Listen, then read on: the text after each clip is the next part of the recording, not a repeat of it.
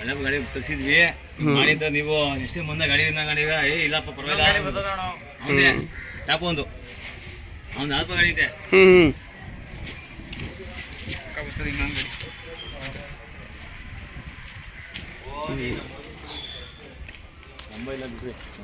number ಬರಲಿ ಬಿಡು ಮುಂದೆ ಐತಲ್ಲ ಸಾಕು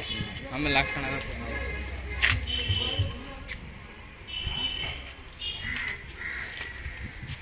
ನಮಗೆ